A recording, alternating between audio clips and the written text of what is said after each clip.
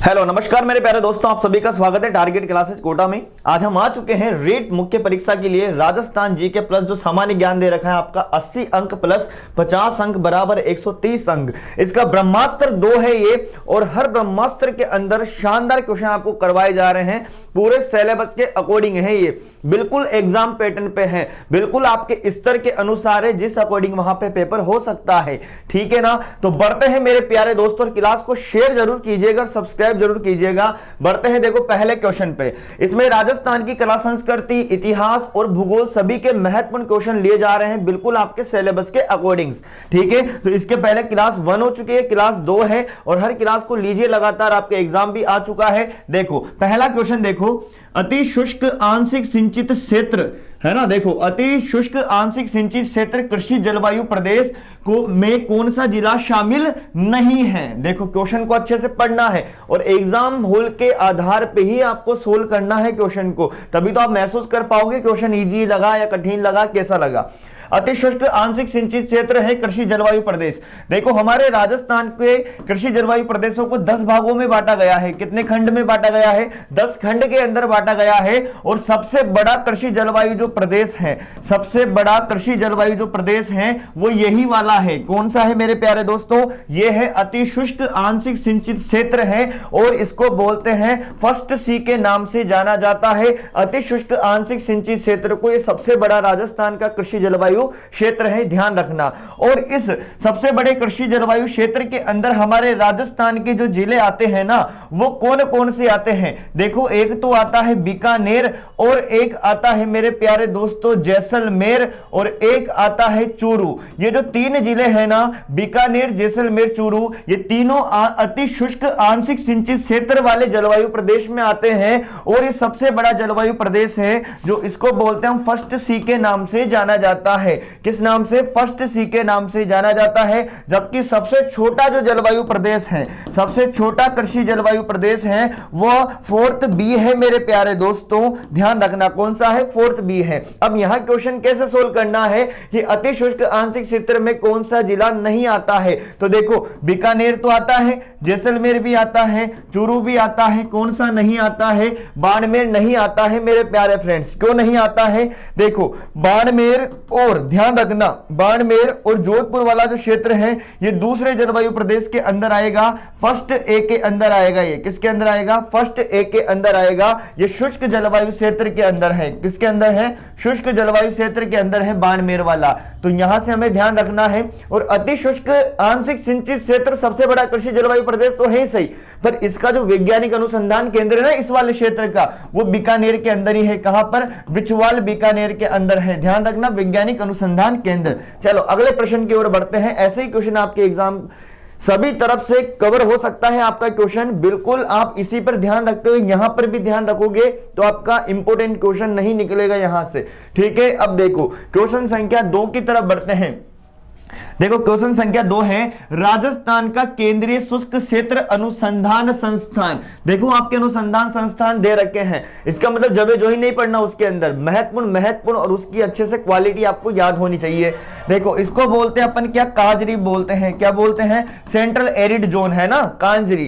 तो राजस्थान का केंद्रीय शुष्क क्षेत्र अनुसंधान जो कांजरी है, इसका जो मुख्यालय वो जोधपुर के अंदर है। कहां पर है? जोधपुर के अंदर है। और अफ्रीका भी कहां पे है? जोधपुर में है। पर आपको यहां यह बताना है कि इसकी स्थापना कब की गई थी। तो 57, 58, 56 नहीं, क्या आएगा आंसर? 1959 के अंदर करी गई थी। ध्यान रखना है इस बात को। चलो आगे बढ़ता हूं, क्वेश्चन संख्या अगले की तरफ देखो। निम्न में से खरीफ की फसल का सही युग्म में कौन सा सही नहीं है? अब यहां जो बता रखा है ना मेरे प्यारे दोस्तों, बिल्कुल सभी का स्वागत है क्लास के अंदर। चैनल को जोरदार तरीके शेयर करें, और लास्ट में कमेंट जरूर करके जाएं, और जब देखते हो तो लाइक भी कर दिया करो। क्या जाता है देखते हुए लाइक भी कर दिया करो। ठीक है, देखो निम्न में से खरीफ की फसल का सही युग्म कौन सा नहीं है? अब मतलब बहुत इजी वे में आता ना, अगर खरीफ की फसल एक आती तो हम आसानी से कर सकते थे, पर यहां युग्म के हिसाब से आया है। आपको ऐसा जोड़ा बताना है मेरे प्यारे दोस्तों, जो खरीफ की फसल का सही युग्म में कौन सा सही नहीं है।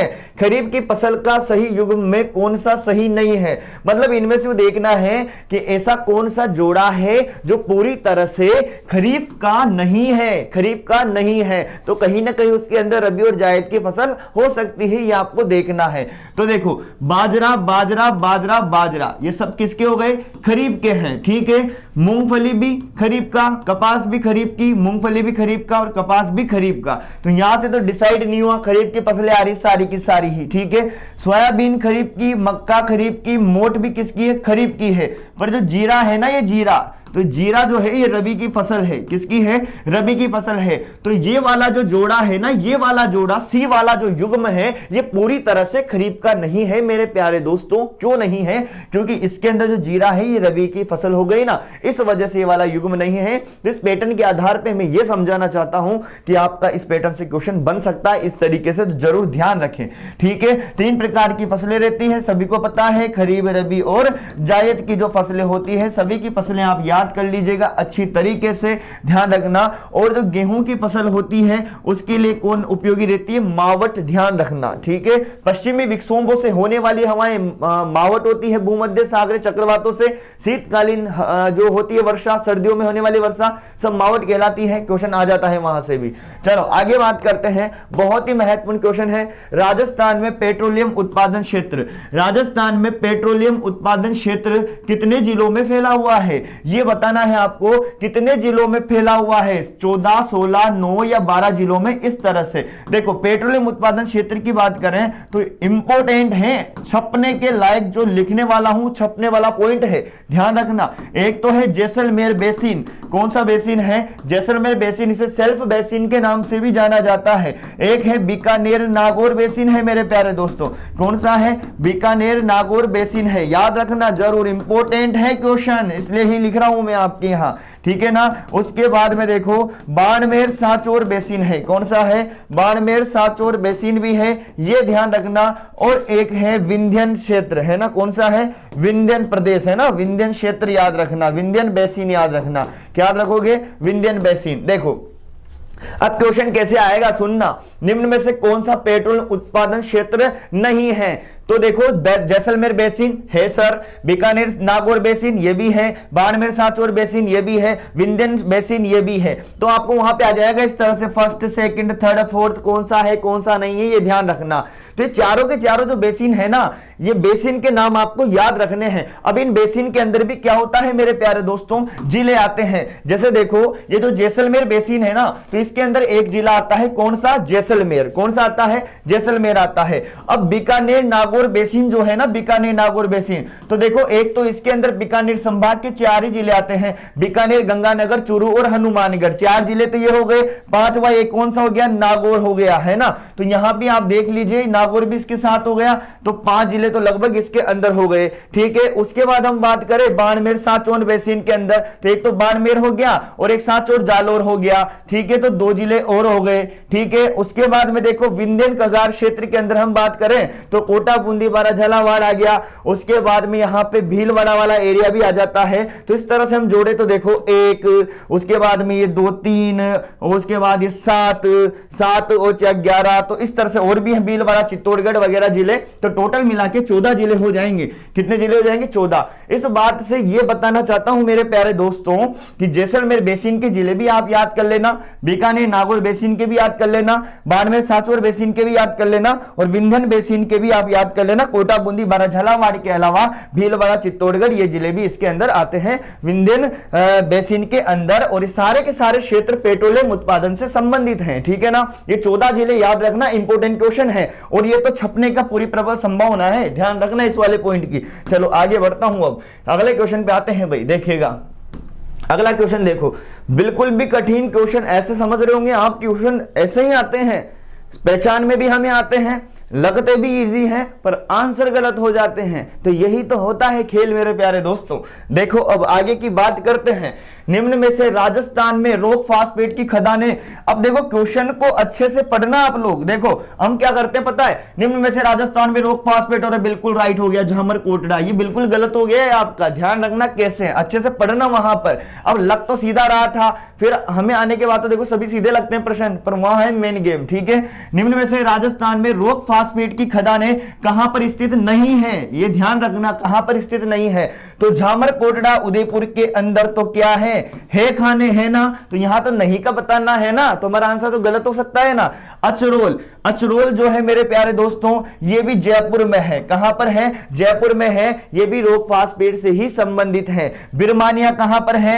बिरमानिया जैसलमेर के अंदर है। और यहां का जो लाठी क्षेत्र है ये भी किससे संबंधित है? ये भी रोक फास्फेट से संबंधित है। तो ये भी है मेरे प्यारे दोस्तों आंसर, ठीक है। बिरमानिया भी है किसके अंदर? रोक फास्फेट से संबंधित। पर जो लोहारपुरा है ना मेरे प्यारे दोस्तों, ये यहां पर क्या हो गया है? आंसर हो गया हमारा, ध्यान रखना, ये आंसर हो गया कैसे? क्योंकि ये रोक फास्फेट से संबंधित नहीं है। लोहारपुरा बूंदी के अंदर जो है लोहे की खान से संबंधित है। किससे है बताओ? लोहे की खान से संबंधित है। और सबसे ज्यादा जो लोहा है ना मेरे प्यारे दोस्तों, सबसे ज्यादा लोहा ये मोरिजा बानोल जयपुर में मिलता है। नाथरा की पाल है ना, नीमला रायसेला दौसा, नाथरा की पाल उदयपुर, नीम का थाना सीकर, थुरहुंडेर उदयपुर, यहां पे मिलता है क्या? लोहा, ठीक है ना। उसके बाद जो लोहारपुरा है ये बूंदी में है, ये भी लोहे से संबंधित है। अब देखो आपको केवल एक स्थान अच्छे से समझ में आ रहा था, रोक फास्फेट, जो हमारा क्वेश्चन अच्छे से गलत करवा सकता था, ठीक है। तो ये वो क्वेश्चन है जो आपके वहां पर गलत होने के चांस रखते हैं इस तरह से।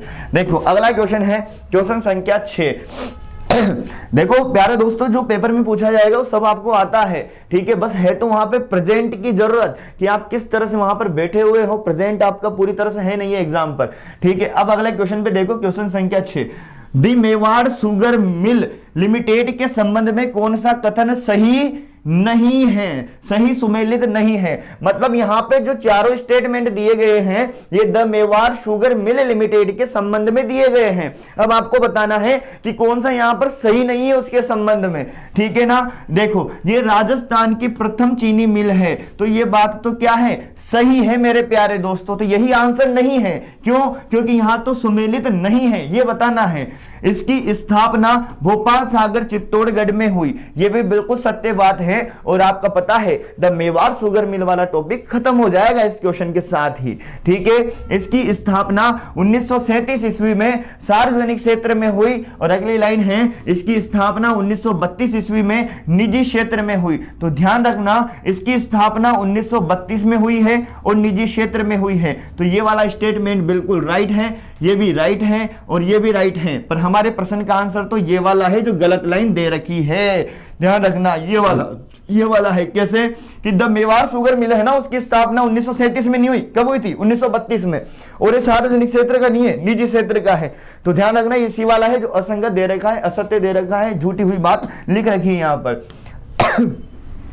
अगला क्वेश्चन देखिएगा प्यारे दोस्तों, राजस्थान में 1981 में, देखो क्वेश्चन को समझो और जो क्वेश्चन लिखा हुआ है ना वो भी आंसर भी है। देखो कैसे, राजस्थान में 1981 की जनगणना में सर्वाधिक जनसंख्या दशके वृद्धि दर अंकित की गई जो निम्न प्रकार है। अब आपसे पहला क्वेश्चन तो वही बन गया, किस तरह का कि बताओ कौन सी जनगणना है जिसमें, राजस्थान में कौन सी जनगणना है, कौन से दशक की, जिसमें सर्वाधिक जनसंख्या दशके वृद्धि दर अंकित की गई थी? तो ध्यान रखना 1981 में। कब दर्ज की गई थी? 1981 में सर्वाधिक जनसंख्या दशके वृद्धि दर्ज की गई थी। अब यहां पूछा जा रहा है कितनी की गई थी। इंपोर्टेंट क्वेश्चन हो गया। 21.3 तो 2011 के अनुसार है, ठीक है ना। तो ये तो हमारा आंसर नहीं है, ध्यान रखना। आंसर है हमारा 32.97%। कितना है? 32.97% है ना। गजब के क्वेश्चन। देखो ऐसा नहीं है कि आपको नहीं आने के लिए लाए गए हैं, बिल्कुल पेपर के अकॉर्डिंग है, जिस तरह से पेपर का स्तर बनता है ना वैसे, ठीक है ना। देखो आप भी आखिरकार मुख्य परीक्षा देने जा रहे हो मेरे प्यारे दोस्तों, तो कुछ तो बात रहेगी ना पेपर में, तो मॉडरेट लेवल तो रहेगा पेपर का, ठीक है। मतलब ना तो लो और ना ही बहुत ज्यादा हाई, मीडियम से, ठीक है। देखो 2011 की जनगणना के अनुसार राजस्थान में ग्रामीण और शहरी आबादी की साक्षरता दर क्रमशः कितनी है? अब देखो 2011 की जनगणना के अनुसार हमारी साक्षरता दर तो कितनी है? 66% के लगभग है। पर यहां बात किसकी पूछी है? यहां पूछी है ग्रामीण साक्षरता की, और एक बात पूछी आपसे शहरी साक्षरता की। तो ग्रामीण साक्षरता है कितनी? 61.44, और यहां पर बात करें तो शहरी साक्षरता कितनी है? 79.68। तो 61.44 और 79.68 68। अच्छे से याद कर लेना क्वेश्चन को। तो ग्रामीण तो कितनी हो गई 61.44 और शहरी कितनी हो गई 79.68। ध्यान रखना ये वाला पॉइंट, ठीक है। अगले क्वेश्चन पे आते हैं। देखो अगला क्वेश्चन है, निम्न में से कौन सा कथन सही नहीं है। फिर देखिएगा कौन सा कथन है, देखो ऐसे बोलता है कौन सा कथन सही फिर नहीं है ना। तो अच्छे से पूरी लाइन एंड तक ही पढ़ना क्वेश्चन को, तो पूर्ण विराम तक देखना है, ठीक है ना। देखो निम्न में से कौन सा कथन सही नहीं है ये बताना है। नरेगा योजना प्रारंभ में 7 जिलों में लागू की गई थी। पहले पूरा प्रश्न पढ़ देता हूं फिर बताता हूं आपको, ठीक है। नरेगा योजना प्रारंभ में 7 जिलों में लागू की गई थी क्या। आगे पढ़ते हैं क्वेश्चन को। ये तारीख बड़ी इंपॉर्टेंट है मेरे प्यारे दोस्तों, पेपर में बनने लायक, ठीक है। देखो क्वेश्चन किसी भी लाइन से आपका फैक्ट वाला भी बन सकता है, तो अच्छे से ध्यान रखना है। देखो प्रश्न देखो आप, नरेगा योजना प्रारंभ में शुरुआत में 7 जिलों में लागू की गई थी। दूसरा 2 अक्टूबर 2009 को राष्ट्रीय ग्रामीण रोजगार गारंटी स्कीम का नाम बदलकर महात्मा गांधी राष्ट्रीय ग्रामीण रोजगार गारंटी स्कीम कर दिया गया था। तो देखो एक तो यही क्वेश्चन हो गया कि कब इसका नाम बदला था, कब इसका नाम महात्मा गांधी राष्ट्रीय ग्रामीण रोजगार गारंटी स्कीम किया था। तो 2 अक्टूबर 2009 को किया था, याद कर लेना, क्वेश्चन बनता है ये वाला, ठीक है। फिर देखो आगे स्टार लगा देता हूं, काफी इंपोर्टेंट क्वेश्चन है। राष्ट्रीय ग्रामीण रोजगार गारंटी अधिनियम 2005 के तहत आया था।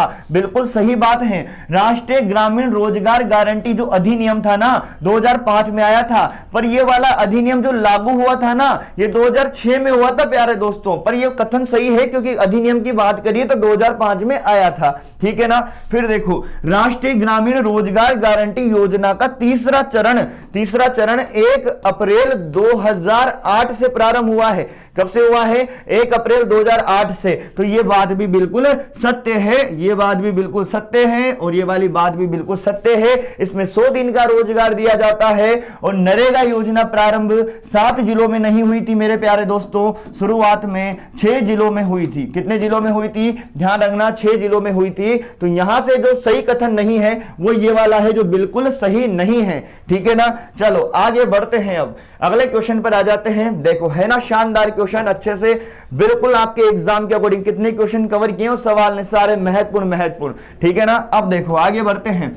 वर्ष, ये वाला प्रश्न देखो, वर्ष 2002 और 2003, ध्यान रखना 2002 और 2003 में राजस्थान के कितने जिले सूखे से प्रभावित थे। देखो अब क्वेश्चन कैसे आएगा, देखो इस समय जो जिले प्रभावित थे 30 नहीं थे, 31 नहीं थे, 33 नहीं थे, 32 थे। कितने थे, 32 जिले थे सूखे से प्रभावित। मतलब सबसे ज्यादा इसी दशक के अंदर, मतलब सॉरी दशक क्या 2000 सन के अंदर 2003 के समय पे ही सबसे ज्यादा जिले क्या थे, सूखे प्रभावित थे। कितने जिले, 32। पर क्वेश्चन कैसे आ सकता है, और देखो इस तरह से आ सकता है कि किस वर्ष सबसे ज्यादा राजस्थान के अंदर जिले सूखे से प्रभावित थे। तो ध्यान रखना सन 2002 और 2003 के समय सबसे ज्यादा थे 32 जिले। कितने जिले थे प्यारे दोस्तों, 32 जिले थे जो सूखे से प्रभावित थे। चलो अगले पॉइंट पर आते हैं। देखो क्वेश्चन संख्या 11, बिल्कुल भी क्वेश्चनों में जल्दीबाजी नहीं करनी है,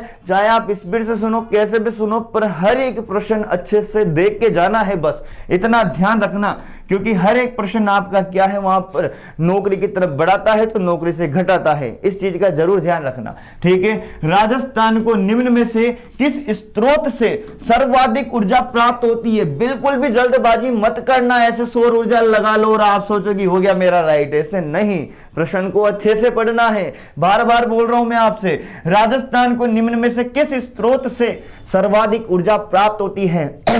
गैर परंपरागत पूछे तो अलग जवाब आता है, ठीक है ना, परंपरागत पूछे तो अलग जवाब आता है, पर दोनों के संसाधन मिक्स हो जाते हैं तो आंसर कुछ अलग आता है। ध्यान रखना तापीय ऊर्जा इसका सही जवाब रहेगा, ठीक है ना। राजस्थान में निम्न में से किस स्रोत से सर्वाधिक ऊर्जा प्राप्त होती है, तापीय ऊर्जा से होती है। देखो परंपरागत का अलग आंसर होता है तो गैर परंपरागत का अलग होता है, दोनों को मिलाने के बाद में अलग आंसर होता है, ध्यान रखना है, ठीक है। सौर ऊर्जा के मामले में हमारे राजस्थान का प्रथम स्थान है, ध्यान रखना जरूर जरूर, ठीक है। चलो आगे बढ़ते हैं क्वेश्चन संख्या 12 की तरफ। देखो आप खुद मिला सकते हो, समझदार हो आप सभी कि भाई हमारा जो सिलेबस है उसी के पॉइंट बिंदु से मैं चल रहा हूं, ठीक है ना। अपने को उस चीज से कोई लेना देना नहीं है कि क्वेश्चन हाई रखो लो रखो, अपने को केवल सिलेबस बिंदु के अनुसार अपने पेपर के स्तर पर मुख्य परीक्षा के अकॉर्डिंग ही काम करना है, ठीक है। देखो राजस्थान पर्यटन विकास निगम लिमिटेड की स्थापना कब गई थी। अब आप सोचो कि सारे क्वेश्चन असंगत असत्य कथन के ही आएंगे, ये फैक्ट वाले भी तो हमें नहीं आएंगे ना, तो कुछ फैक्ट वाले क्वेश्चन भी तो ऐसे दिए जाते हैं जो हमें नहीं आते हैं, तो वो भी ध्यान रखना। राजस्थान पर्यटन विकास, देखो पर्यटन विभाग नहीं कह रहा हूं मैं, यहां क्या कह रहा हूं, पर्यटन विकास निगम लिमिटेड की स्थापना कब की गई थी ये बताना है आपको, ठीक है ना। ये की गई थी 1 अप्रैल 1979 को की गई थी। कब की गई थी, 1 अप्रैल 1979 में राजस्थान में पर्यटन विकास निगम लिमिटेड की क्या की गई थी मेरे प्यारे दोस्तों, स्थापना की गई थी। फिर देखो अगला क्वेश्चन किससे आ गया है, परिवहन से आ गया है। आप खुद देखो, मैं आंसर बताते तो हमें लग जाता है कि भाई हमें आ रहा है, पर आप खुद अनुभव कीजिए, फील कीजिए, क्या मुझे रियल में ही आ पा रहा है ये क्वेश्चन, नहीं आ पा रहा है तो जो जो टॉपिक से हमें क्वेश्चन नहीं आ पा रहे हैं थोड़ा प्रयास कीजिए रिवाइज करने का, ठीक है ना। देखो अब राजस्थान में परिवहन विभाग का आदर्श वाक्य क्या है, देखो कितना सीधा सवाल लग रहा है ना, पर आंसर आए तभी तो मिलेगा नंबर तो, ठीक है ना। देखो राजस्थान के परिवहन विभाग का आदर्श वाक्य क्या है, देखो यहां से पढ़ना और पेपर में बैठने का अंतर आप सब जानते हो किस तरह का रहता है, ठीक है ना, क्योंकि चारों में से अपने को ही भरना है, वहां पे ऑप्शन की ए लगाऊं, बी लगाऊं, सी लगाऊं, डी लगाऊं, ठीक है ना। देखो राजस्थान के परिवहन विभाग का आदर्श वाक्य क्या है, तो चरेवेती चरेवेती या चलंती या चरेवेती, तो देखो इसका सही जवाब रहेगा चरेवेती और चरेवेती, ये वाला, ठीक है ना। आदर्श वाक्य नहीं पढ़ा हुआ आपने तो पढ़ लीजिएगा, अलग से आपको डिफरेंट नंबर दिलाएगा, ठीक है ना। तो राजस्थान का आदर्श वाक्य क्या है, चरेवेती चरेवेती, ठीक है। देखो अब हम बात करते हैं अगले क्वेश्चन की तरफ। देखो या आप बिल्कुल चिंता मत कीजिए कि किस तरह के सवाल हमें करने नहीं करने, वो हमारे ऊपर छोड़ दीजिए आप, बस आप तो क्या है जैसे बता रहा हूं उनको आप अच्छे से आसपास उनके भी एनालाइज कीजिए, ठीक है ना, क्योंकि यहीं से इर्द गिर्द आपके क्या है क्वेश्चन घूमते फिरते हैं, ठीक है। अब देखो आगे, जाखम बांध का शिलान्यास निम्न में से किसके द्वारा किया गया। अब हमें जाखम बांध तो समझ में आ गया, पर आंसर आए तो ही नंबर मिले हमें। देखो जाखम बांध की बात करें, कहां पे है जाखम बांध, क्या प्रतापगढ़ में है क्या बताओ, या फिर सुमेरपुर पाली में है। सुमेरपुर पाली में कौन सा है, जवाई बांध है, ध्यान रखना जवाई बांध सुमेरपुर पाली में है। मेजा बांध कोठारी नदी मांडलगढ़ भीलवाड़ा में है। पांचना बांध 5 नदियों पर करौली में है, ध्यान रखना है सारे क्वेश्चन, ठीक है। अब जाखम बांध की बात करें तो इसका शिलान्यास मई 1968 के समय हुआ था। अब मई 1968 के समय मुख्यमंत्री मोहनलाल सुखाड़िया ने क्या किया था, इसका उद्घाटन जाखम बांध का शिलान्यास निम्न में से किसके द्वारा किया गया था, मोहनलाल सुखाड़िया के द्वारा किया गया था, है ना गजब का क्वेश्चन। चलो आगे बढ़ते हैं, देखो अगले क्वेश्चन की तरफ आते हैं, क्वेश्चन संख्या 15, बीसलपुर बांध। बीसलपुर बांध जानते हैं, आया ना पहचान में आया क्वेश्चन, पर आंसर आना चाहिए, ठीक है। देखो बीसलपुर बांध में पानी की आवक बढ़ाने हेतु निम्न में से कौन सी परियोजना तैयार की गई है। अब आप सभी को पता है कि बीसलपुर बांध कहां पर है, बीसलपुर जो बांध है ना वो कहां पर है बताओ, टोंक की तरफ है, टोडा रायसिंह कस्बा टोंक में है। और ये कौन से जिलों को पेयजल आपूर्ति करवाता है, ये जयपुर और अजमेर को पेयजल आपूर्ति करवाता है बीसलपुर बांध। राजस्थान की सबसे बड़ी पेयजल परियोजना है बीसलपुर बांध, ये भी याद रखना है। पर क्वेश्चन आपसे क्या पूछ रहा है कि बीसलपुर बांध में पानी की आवक बढ़ाने हेतु निम्न में से कौन सी परियोजना तैयार की गई है जो इसके अंदर पानी की आवक बढ़ाएगी, ध्यान रखना। देखो बनास नदी है यहां पर और ब्रह्माणी, ध्यान रखना ये ब्रह्माणी कौन सी है, ब्रह्माणी है बामनी नदी। कौन सी नदी है, बामनी। बनास परियोजना जो है इसमें आवक बढ़ाएगी। बामनी नदी का उद्गम हुआ है हरिपुरा गांव की पहाड़ियां चित्तौड़गढ़ से, और आगे बात करें बनास नदी का तो खमनोर की पहाड़ियां राजसमंद से, ठीक है। तो ये जो बामनी नदी आ रही है ना हरिपुरा गांव की पहाड़ियां चित्तौड़गढ़ से, तो इसको किसके साथ जोड़ दिया जाएगा, बनास के साथ जोड़ दिया जाएगा। और बीसलपुर बांध में पानी की आवक को बढ़ाने के लिए इस परियोजना को तैयार किया जा रहा है, ब्रह्माणी बनास परियोजना को। इंपॉर्टेंट क्वेश्चन हो सकता है, जरूर ध्यान रखना, ठीक है। आगे बढ़ते हैं, अगले क्वेश्चन पे आते हैं। देखो अगला क्वेश्चन है, कौन सा ग्रंथ कुंभा की रचना, देखो हमारे ज्योग्राफी के क्वेश्चन निकल चुके 15, ईमानदारी से देखना हमें कितने आए अच्छे से उसमें, ठीक है ना। देखो अब कौन सा ग्रंथ कुंभा की रचना नहीं है, अब कौन सा ग्रंथ है जो कुंभा की रचना नहीं है, ठीक है ना। नृत्य रत्न कोश है, या कला निधि है, या रसिक प्रिया है, या सुंधा प्रबंध है। अब ये देखो, हम जब गोला भरने की बारी आती है तो हमें भरना है, तो उस हिसाब से अनुभव करो कि क्या हमें लगाना है। देखो नृत्य रत्न कोश भी कुंभा के रचित ग्रंथ है, रसिक प्रिया भी है, सुधा प्रबंध भी है, कला निधि नहीं है।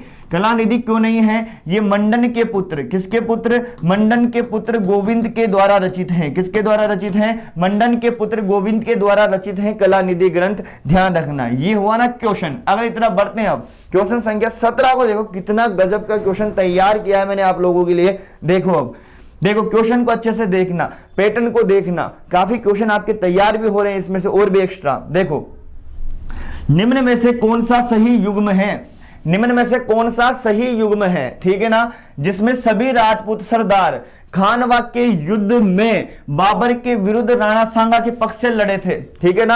अब आपका क्वेश्चन आया कहां से, खानवा के युद्ध से, ठीक है ना। अब खानवा का युद्ध जो है आपको पता है सभी को कि महाराणा सांगा वर्सेज किसके बीच हुआ था, बाबर के बीच हुआ था। किसके बीच हुआ था, सांगा और बाबर के बीच हुआ था, याद है ना सभी को, 1527 में। कब हुआ था, 1527 में हुआ था खानवा का युद्ध, ठीक है ना, सांगा और बाबर के बीच में। पर इसमें एक प्रथा चलाई थी पाती पेरवन वाली, ठीक है ना। तो पाती पेरवन में सभी राजाओं ने साथ दिया था राणा सांगा का। तो अब यहां जो एक ऐसा जोड़ा बताना है जिसमें वो सभी राजा होने चाहिए जो सांगा की तरफ से लड़े थे, ठीक है ना। मतलब पूरे ऑप्शन के अंदर सब में वही राजा होने चाहिए जो सांगा की तरफ से लड़े थे। अगर कोई दूसरा राजा मिक्स है तो ऑप्शन गलत हो जाएगा, ठीक है ना। समझ गए क्वेश्चन को। देखो अब देखो, बाबर के विरुद्ध राणा सांगा के पक्ष में लड़े थे राव मालदेव लड़ा था, मेदिनी राय भी लड़ा था, सहेलदी तंवर भी लड़ा था, ठीक है ना। और राजाओं के नाम भी आप अच्छे से याद कर सकते हो। मारवाड़ से राव गंगा का पुत्र मालदेव, ठीक है ना, मालदेव, मेदिनी राय याद रखना है, ठीक है ना, सहेलदी तंवर याद रखना है, ठीक है। उसके बाद रावत बाग सिंह बिल्कुल आए थे, ठीक है ना, पर राव लूणकर्ण नहीं आए थे, तो ये ऑप्शन तो हो गया गलत, ठीक है ना। अब आप कहोगे मालदेव रावत बाग सिंह तो आए थे, पर पूरा होने चाहिए पूरे, ठीक है ना। फिर देखो मालदेव, हसन खां मेवात, राव बीका नहीं आए थे, ध्यान रखना, ये दोनों तो आए थे, तो ये ऑप्शन भी गलत हो गया। मेदिनी राय आए थे, अखेराज आए थे, रावत बाग सिंह भी आए थे, तो ये वाला बिल्कुल सही ऑप्शन है। सहेलदी तंवर भी आए थे, ये नाम याद रखना, ये भी आए थे, आपने पढ़ा नहीं हो तो, ठीक है ना। गोकुल दास परमार भी आए थे, ठीक है, पर हकीम का सूरी नहीं आए, क्योंकि ये तो महाराणा प्रताप वाले युद्ध से संबंधित है ना। तो देखो बहुत सारे नाम इसके अंदर आए हैं, तो बिल्कुल सही जवाब कौन सा रहेगा, मेदिनी राय, अखेराज, रावत बाग सिंह, क्योंकि तीनों ऐसे हैं जो पक्ष से लड़े थे सांगा की तरफ से, राणा सांगा की तरफ से, ठीक है। उसके बाद आगे बढ़ते हैं अगले क्वेश्चन पे। क्वेश्चन का पैटर्न तो आपको खूब समझ में आ ही रहा होगा, ठीक है ना। क्वेश्चन तो आपको आएगा, ठीक है ना, पर आंसर सही होना चाहिए वहां पर, ठीक है। फिर देखो महाराणा प्रताप के दरबारी विद्वान जिसने मुहूर्त माला ग्रंथ की रचना की, अब यहां सभी आएंगे दरबारी ही, ठीक है ना, पर मेन आंसर आना चाहिए अपना, ठीक है ना, सभी उन्हीं के हैं ये विद्वान। महाराणा प्रताप के दरबारी विद्वान जिन्होंने मुहूर्त माला ग्रंथ, कौन सा ग्रंथ है, देखो मुहूर्त माला ग्रंथ, ध्यान रखना इस ग्रंथ का नाम। मुहूर्त माला ग्रंथ की रचना किसने करी थी, देखो मुहूर्त माला ग्रंथ की रचना करी थी चक्रपाणी मिश्र ने। ये इनका प्रसिद्ध क्या था, विद्वान था महाराणा प्रताप के, ठीक है ना, चक्रपाणी मिश्र, इन्होंने मुहूर्त माला ग्रंथ की क्या करी थी बताओ, रचना करी थी, ठीक है, ये भी याद रखना है। चलो आगे बढ़ते हैं अगले 9 मई 1540 को महाराणा प्रताप का जन्म हुआ था, सब याद है वो तो आप लोगों को। देखो निम्नलिखित में से किस शहर में, देखो निम्नलिखित में से किस शहर में जयपुर नरेश द्वारा वेदशाला का निर्माण नहीं कराया गया। देखो कुछ क्वेश्चन तो आपको आएंगे आसानी से, पर कुछ में थोड़ा आपको दिमाग लगाना पड़ेगा, पेपर तो दोनों स्तर पे रहता है, ठीक है ना। तो निम्नलिखित में से किस शहर में, मतलब जयपुर में नरेश द्वारा वेदशाला का निर्माण नहीं कराया गया था, कौन सा शहर है जहां पे वेदशाला नहीं थी। मथुरा में तो थी, उज्जैन में भी थी, दिल्ली में भी थी, पर उदयपुर में नहीं थी भाई, ठीक है ना, यहां पर निर्माण नहीं कराया, तो ये वाला ऑप्शन हो जाएगा उदयपुर वाला। देखो 5 वेदशाला थी जिसमें 1 मथुरा होगी, 2 होगी, 3 हो गई। उसके बाद हम बात करें एक जयपुर में है, कहां पर है बताओ, जयपुर में है, और एक बनारस की तरफ है, ठीक है। तो 5 वेदशालाओं के नाम याद रखने हैं। अगला क्वेश्चन देखो, क्वेश्चन संख्या 20, निम्नलिखित युद्धों का सही कालक्रम बताना है। अब आपको युद्ध दे रखे हैं, तो सन आपको आने चाहिए, उसके अनुसार आप इनके समय जमा सकते हो। किस तरह से, देखो अब आपको पता लगा रहा है कौन सा युद्ध किस तरह से हमें जमाना है। देखो वहां की बात अलग है, मैं फिर बार बार बोलता हूं क्योंकि खुद अकेले जिम्मेदार हो आप उस सवाल के, ठीक है ना। देखो मतिरे की राड़ कब हुई, याद होना चाहिए 1644 में हुई है, ठीक है ना। गिरी सुमेल का युद्ध कब हुआ, 1544 में हुआ है। भटनेर का युद्ध कब हुआ, अब यही तो करता सारी मिस्टेक, क्योंकि भटनेर का युद्ध आ नहीं रहा होगा, गिरी सुमेल का तो आसानी से आ रहा है, पर भटनेर का ही नहीं आ रहा, यही आपका पूरा काटा कुटा कर देता प्रश्न का एक तरह से, ठीक है ना, समझ गए ना, ठीक है ना। भटनेर के युद्ध की हम बात करें तो भटनेर का युद्ध हुआ है भैया 1398 में, अब यही आ जाता तो आंसर निकल जाएंगे। खानवा सबको आएगा 1527 में, गिरी सुमेल का सबको आएगा, पर दोनों से आंसर नहीं आएगा, ठीक है ना, ध्यान रखना। अब इनमें सबसे पहले कौन सा हुआ है, तो ध्यान रखना ये सी वाला हुआ है, ठीक है। उसके बाद कौन सा हुआ इनमें से, उसके बाद डी वाला हुआ है, फिर उसके बाद 27, देखो 1398 में 1527, उसके बाद 1544 वाला हुआ है बी वाला, फिर उसके बाद कौन सा हुआ है मतिरे की राड़ वाला ए। तो ये वाला युग्म ढूंढ लो, सी डी बी ए है ना, सी डी बी ए, तो ये वाला ऑप्शन सही है, सी डी बी ए वाला। चलो आगे बात करते हैं अगले क्वेश्चन की तरफ। क्वेश्चन संख्या 21। यहां मेरे प्यारे दोस्तों शानदार काम आपका हो रहा है, टेस्ट का टेस्ट हो रहा है, सॉल्यूशन का सॉल्यूशन हाथों हाथ पता लग रहा है।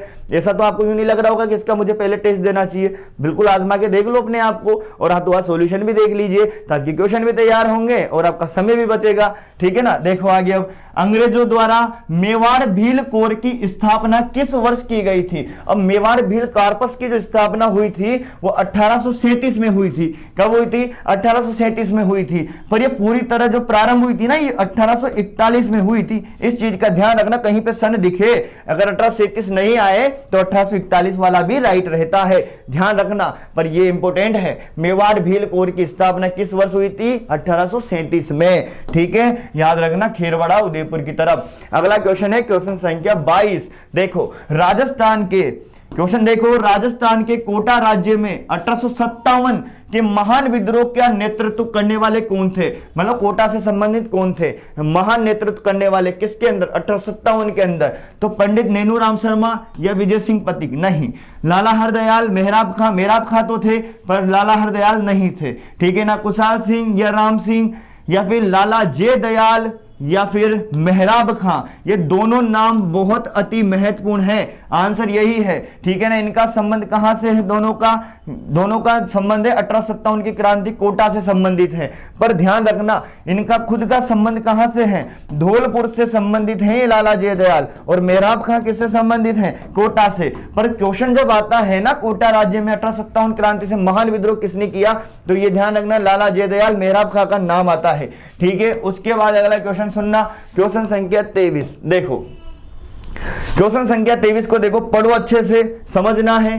देखो नवीन राजस्थान नामक समाचार पत्र के संबंध में कौन सा कथन सही नहीं है, मतलब नवीन समाचार क्या है, यहाँ पे एक समाचार पत्र का नाम है नवीन राजस्थान, क्या नाम है, नवीन राजस्थान नामक क्या है, एक समाचार पत्र है, उसके संबंध में यहाँ पर स्टेटमेंट दे रखे हैं। अब आपको बताना है उसके संबंध में कौन सा सही है कौन सा सही नहीं है, ठीक है ना।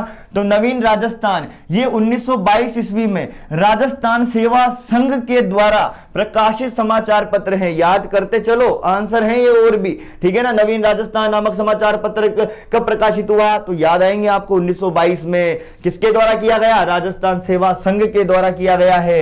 यह समाचार पत्र भीलों और किसानों पर होने वाले अत्याचारों को प्रकाशित करता था, ठीक है ना। इस समाचार पत्र के संस्थापक विजय सिंह पथिक थे, ये भी राइट है, ये भी राइट है, ठीक है ना। इस समाचार पत्र के संस्थापक कौन थे, विजय सिंह पथिक थे भाई। अब देखो 1933 ईस्वी में इसे बंद करना पड़ा था, लेकिन तरुण राजस्थान, ये इंपॉर्टेंट लाइन, लेकिन तरुण राजस्थान के नाम से इसका पुनः प्रकाशन आरंभ किया गया। ये पूरी लाइन बिल्कुल सही है, पर ध्यान रखना जो तरुण राजस्थान है ना ये 1923 में ही आरंभ हो गया था, तो यहाँ 1933 का क्या मतलब है, तो ये वाला ही तो सुमेलित नहीं है, ध्यान रखना, ठीक है ना। अब क्वेश्चन सुनो, नवीन राजस्थान 1922 में प्रकाशित हुआ, राजस्थान सेवा संघ के द्वारा, इसमें संबंधित भीलों और किसानों से था।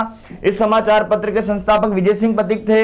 1923 आएगा यहाँ पर, 1923 ईस्वी में इसे बंद करना पड़ा था, लेकिन तरुण राजस्थान के नाम पर पुनः इसका आरंभ किया गया था, ठीक है। चलो आगे बढ़ते हैं, अगला क्वेश्चन देखो, क्वेश्चन संख्या 24 देखिएगा।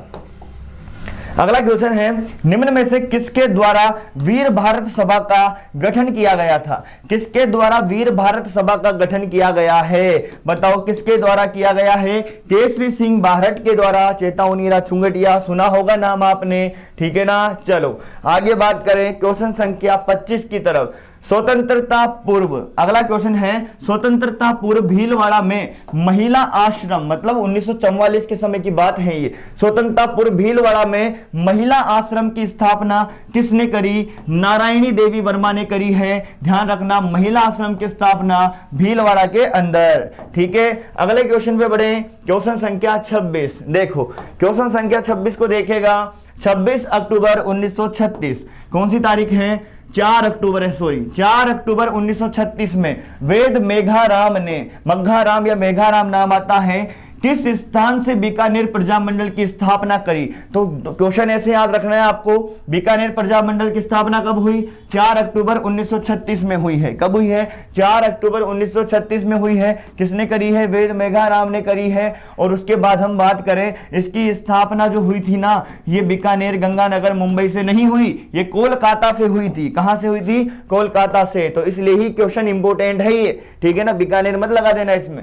उसके बाद देखो, निम्न में से किसका संबंध झालावाड़ प्रजामंडल से नहीं है? ऐसे मत पढ़ना फटाफट कि झालावाड़ प्रजामंडल, फटाफट लगा दो मांगीलाल भौवे, ठीक है ना, क्योंकि झालावाड़ प्रजामंडल से है ये। यहां पूछ क्या रहा है? नहीं है, ठीक है ना। तो मांगीलाल भौवे भी झालावाड़ से हैं, कन्हैयालाल मित्तल का संबंध भी झालावाड़ प्रजामंडल से है, मकबूल आलम का संबंध भी किससे है? बताओ, झालावाड़ प्रजामंडल से है। पर मथुरा दास माथुर जो है, ये कहां के संबंधित नेता है? ये मारवाड़ की तरफ से संबंधित नेता है। बाकी जो तीनों दे रखे हैं वो किससे संबंधित हैं? झालावाड़ प्रजामंडल से हैं, ठीक है। चलो नेक्स्ट क्वेश्चन पे बढ़ते हैं। अगला क्वेश्चन है क्वेश्चन संख्या 28। देखो दोनों नाम जो आए हैं पेपर के लिए इंपोर्टेंट हैं। देखो क्या क्या नाम आए हैं? नानाजी पटेल और एक कौन से आए हैं? ठाकरी पटेल। नानाजी और ठाकरी पटेल जो है, इनका संबंध किससे है? आपसे पूछा जाएगा तो बता देना, बिजोलिया किसान आंदोलन से संबंधित है नानाजी और ठाकरी पटेल। अब क्वेश्चन तो आ गया समझ में, बिजोलिया किसान आंदोलन से है तो सही, पर कौन से चरण से है? ठीक है ना, बिजोलिया किसान आंदोलन के जो चरण हुए थे ना, तो उनमें कौन से चरण से हैं भाई? पहले चरण से है या दूसरे चरण से है या फिर तीसरा चरण से है, ये आपको बताना है। पहले चरण से है क्या, ये बताना है। 1897 से लेके 1915 के समय से है या फिर 1916 से लेकर 1923-24 के समय से है। तो ध्यान रखना, ये पहले चरण से ही संबंधित है। किससे संबंधित है? पहले चरण से संबंधित है। नानाजी और ठाकरे पटेल और बिजोलिया किसान आंदोलन से संबंधित है, ठीक है। क्वेश्चन अच्छे से समझना है। अगला देखिएगा नेक्स्ट क्वेश्चन, एक ही आंदोलन की शुरुआत। अब क्वेश्चन 2-2, 3-3 है। देखो एक ही आंदोलन की शुरुआत कब हुई? 1921 में। देखो क्वेश्चन हो गया, किसने करी? मोतीलाल तेजावत ने। तो क्वेश्चन आएगा कि एक ही आंदोलन की शुरुआत कब हुई? 1921 में। किसने करी? मोतीलाल तेजावत ने। कहां से शुरू की गई थी? देवरिया से करी क्या? सांवलिया से करी क्या? मंडफिया या फिर मातृकुंडिया? मातृकुंडिया कहां पर है? राशमी चित्तौड़गढ़ के अंदर है। ध्यान रखना है, इसे मेवाड़ का हरिद्वार के नाम से जाना जाता है। अगले क्वेश्चन पे आते हैं, क्वेश्चन संख्या 30। देखो क्वेश्चन संख्या 30 को देखिएगा। क्वेश्चन संख्या 30 निकल गया इधर। देखो क्वेश्चन संख्या 30 देखना है। सन 1948 में किनको मत्स्य संघ का राज प्रमुख बनाया गया था? मत्स्य संघ का राज प्रमुख किसे बनाया गया था? एकीकरण कितने चरणों में हुआ? सभी को पता है 7 चरणों में हुआ है ना। 18, 25, 18, ठीक है ना। 30, 15, 26, 1 ये तारीखें थी, ठीक है। तो मत्स्य संघ की हम बात करें तो उसका राज प्रमुख बनाया गया था किसको प्यारे दोस्तों? महाराजा उदयभान सिंह को बनाया गया था। किसे बनाया गया था? महाराजा उदयभान सिंह को। मेरा मकसद है कि मैं आपको अच्छा टेस्ट और साथ ही में अच्छे वाले क्वेश्चन करवा दूं, ताकि आपको कम मेहनत में ही डायरेक्ट आपको क्वेश्चन का बहुत सारा मिले वहां पर, ठीक है। अगला क्वेश्चन देखो, क्वेश्चन संख्या 31। सलीम सागर, क्वेश्चन क्या कह रहा है? सलीम सागर एवं सूरज कुंड जल तड़ांग अवस्थित हैं। कहां पर है ये? सलीम सागर और सूरज कुंड जो तालाब जल तड़ांग है, ये कौन से किले में स्थित हैं? ये बताना है। बताइए फटाफट से, बाला किला या तारागढ़, मेहरानगढ़ या शेरगढ़? ठीक है, इसका जो सही जवाब है वो है बाला किला। और ये कहां पर है? अलवर के अंदर है। ये पॉइंट अच्छे से याद रखना। और ये भी ध्यान रखना शेरगढ़ का दुर्ग बारां में है और इसको किस नाम से जाना जाता है? कोषवर्धन दुर्ग भी कहा जाता है। ये लाइन बड़ी इंपॉर्टेंट है, ठीक है। चलो आगे बढ़ते हैं क्वेश्चन संख्या 32 की तरफ। बढ़िया इजी क्वेश्चन है पर आता बार बार है। बेणेश्वर धाम का मेला, अच्छा क्वेश्चन लगा हुआ है तो आप सभी को, बेणेश्वर धाम मेला कब लगता है ये बताना है। बेणेश्वर धाम कहाँ पे है बताओ?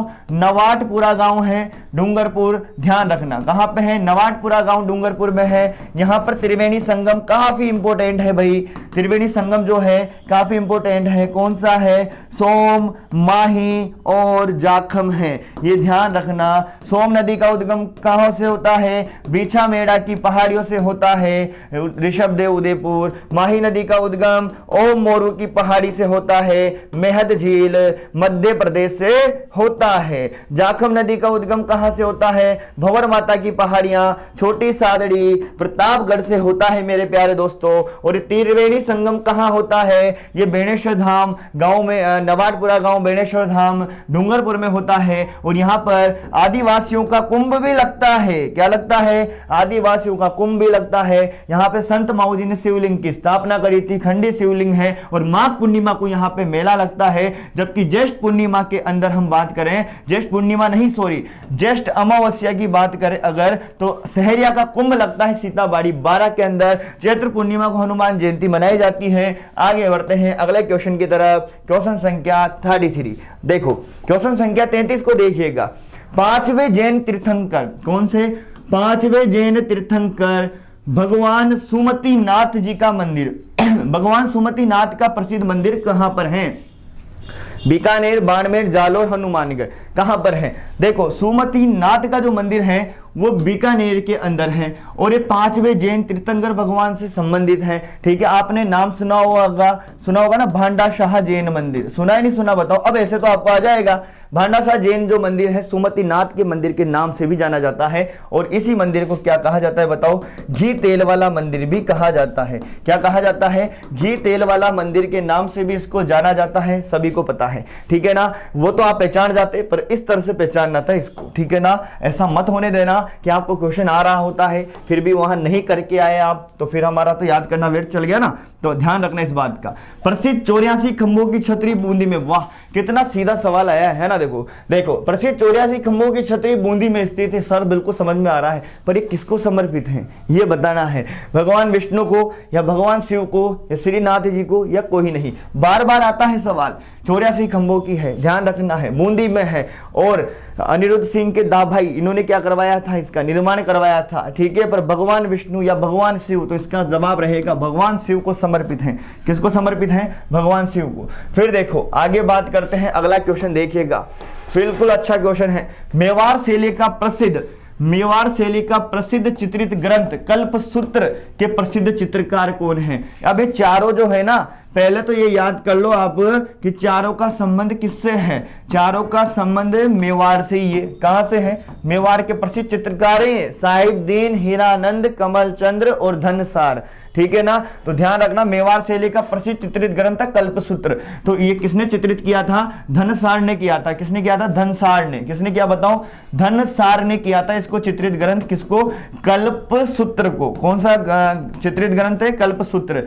पर ध्यान रखना कमलचंद्र वाला श्रावक प्रतिक्रमण सूत्र चूर्णी, ध्यान रखना श्रावक प्रतिक्रमण सूत्र चूर्णी के कौन है? कमलचंद्र हैं। ध्यान रखना तेज सिंह के समय पर हुआ था रचित, ठीक है ना। साहिबदीन और हीरानंद भी संबंधित है, बड़े मोस्ट हैं। फिर देखो बादला क्या है? देखो ये बादला क्या है? ये जो बादला होता है ना, ये पानी का एक पात्र है, पानी की एक बोतल है, जिंक से निर्मित एक क्या है? पानी की बोतल है। और बादला कहां पे मिलते हैं सबसे ज्यादा? कहां पे प्रसिद्ध है? ये जोधपुर का प्रसिद्ध है। कहां के प्रसिद्ध है? जोधपुर के। चलो नेक्स्ट क्वेश्चन की तरफ बढ़ते हैं। क्वेश्चन संख्या 38।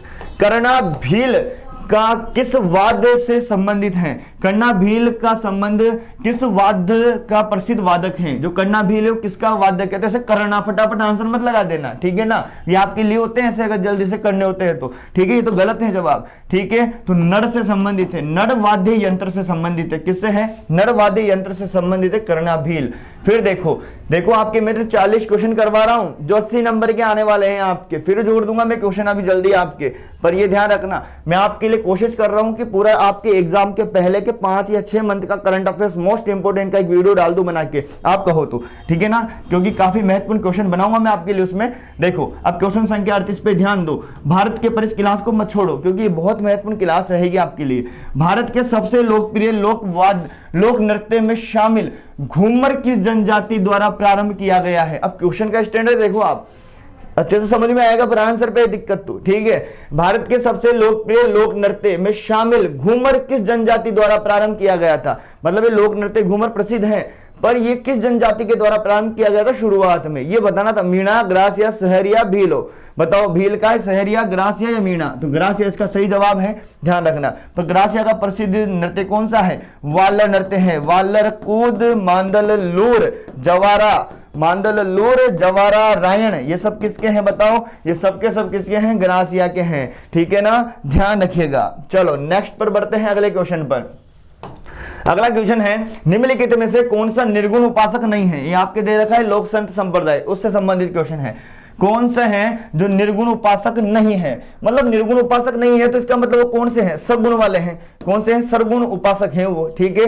तो जसनाती भी निर्गुण है, निरंजनी भी निर्गुण है, दादूपंथी संप्रदाय भी निर्गुण संप्रदाय है, पर जो निम्बार्क संप्रदाय है ना, ये कौन से हैं? सगुण उपासक हैं। ऐसे आपको छांटना है। तो ये कैसे याद करने हैं आपको? निर्गुण वाले सगुण वालों की लिस्ट देख के जाना, क्वेश्चन बन जाता है, यहां से कठिन लगता है फिर पेपर में, ठीक है। देखो लास्ट क्वेश्चन है हमारा, क्वेश्चन संख्या 40। निम्न में से कौन सा सही सुमेलित नहीं है? अब मैं आपको बता देता हूं मैं कौन सा टॉपिक करवा रहा हूं आपको, मतलब क्या करवा रहा हूं आपके रीड के अंदर। ये करवा रहा हूं, आपको पता है ना, आपके 80 अंक दे रखे हैं इस तरह से लिखकर वहां पर, ठीक है। और प्लस आपको फिर दे रखे हैं 50 अंक दे रखे हैं ना।